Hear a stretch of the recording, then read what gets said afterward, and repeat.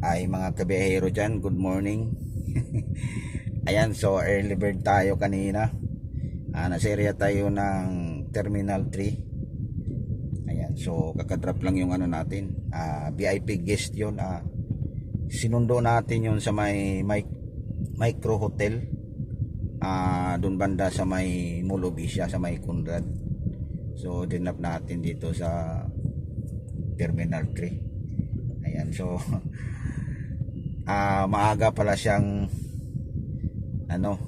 naghintay doon, medyo napaya tayo sa bisita dahil ang schedule niya doon 5:30. Tumawag sa atin, on the way pa tayo 5 o'clock kasi 5:30 yung schedule niya. Tumawag sa atin 5:10, ganun. So okay, hindi naman gaano tayo na late, pero nauna lang siya doon. Siguro mga naghintay siya doon ng mga 10 minutes. Kaya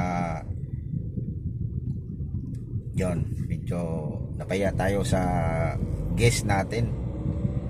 So batiin ko pala yung nakakapanood ng video nito. Good morning sa lahat. Gabi, ang bilis ng panahon, parang kailan lang May na, Mayo, sa Bisaya pa, Mayo. So tuloy-tuloy na yung trip natin ngayon, Saturday Adventure.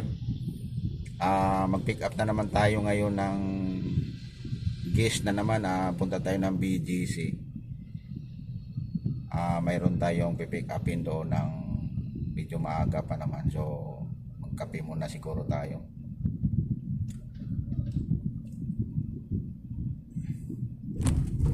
Titingnan natin. So BGC to Makati lang yung ano natin na second trip. Ito yung schedule nito, biglaan lang to. Nagulat tayo kahapon kasi may biyahe din tayo kahapon, pero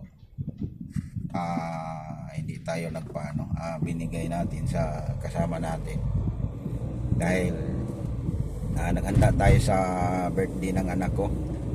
Abang-abangan nyo yung mga post natin sa FB natin, yung mga ninang dyan. Maraming salamat sa lahat ng pumunta doon at saka bigay ng ampaw.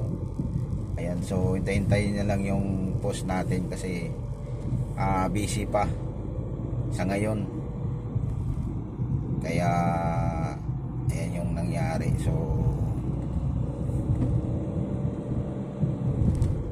biglaan lang to, at nag-text to sa akin umagang umaga, alas 12. Kaya siyempre galing tayo sa birthday party, hindi na ako nakatulog. Sunod-sunod yung text, biglaan to yung schedule sa biyahe natin ngayon, kaya yun parang sarap pang matulog, pero wala tayong magagawa. No choice tayo, sabi pa nga nila.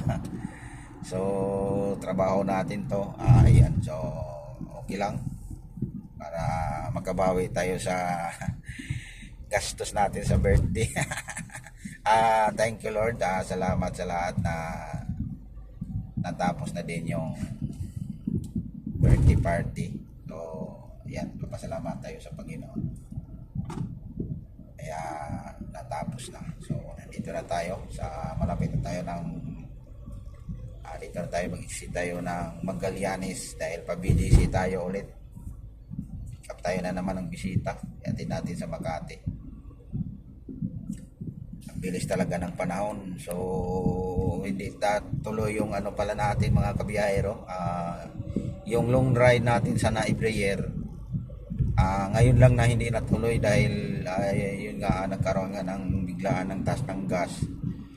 Medyo ngayon bumaba na pero wala na, kinansil ko na yung schedule ko, saka na siya bumaba. Yung diesel ngayon ano na lang, 79. So pwede na sana yun, pero nag-cancel na tayo sa trip natin kaya hindi na tayo tumuloy. So next year na lang, bakasyon tayo sa next year dahil hindi tayo natuloy ngayon. Wala tayong long ride adventure in this year. Wala kasi every year naman talaga tayo mag long ride, so sa ngayon lang ang hindi tayo natuloy. Kaya yung kaya yung ano natin, sarap magkape mga kabiyahero. Sarap din magbiyahe na walang traffic, maaga pa. Galing tayo ng Makati papuntang Micro Hotel. Ayan, so kinuha lang natin ng 15 minutes kasi yun nga, tumawag na nga yung bisita natin, nagtanong na sana ba daw tayo. So nagulat ako, kala ko yung ano natin sa airport, yan yung tumawag, yun pala yung bisita natin. Kasi ang usapan kasi 5:30, so napaaga pala yung dating niya. Ano na yung ano natin mga kibiyahero, maluwag na yung lagayan natin ng cellphone, mabilis na magalaw dahil sa maluwag na. So kailangan ito mga kabahero ng ano, ng ikita natin ulit mamaya pag di tayo busy. Ikita natin yan. So napakaganda yung biyahe natin mga kabahero, nakita nyo naman walang traffic, kaya sana lagi na lang ganito para walang traffic. So napakaganda siya talaga. So maganda din yung panahon ngayon. Ayan, so hindi na akong video kanina, galing tayo ng Micro Hotel to airport terminal 3 dahil mayroon tayong VIP. Mahirap na, baka masita pa tayo na kahiya so ngayon lang at least nakita nun naman yun na galing tayo ng terminal 3 kanina. So yung ano mga kabiyahero, may assist doon, madali lang yun, wala problema yun kasi tinawagan ko na kanina na on the way. So yan yung ano doon. Ayan, so God bless ating lahat and thank you for watching mga kabiyahero dyan. Ingat-ingat na lang tayo sa biyahe. Bye bye.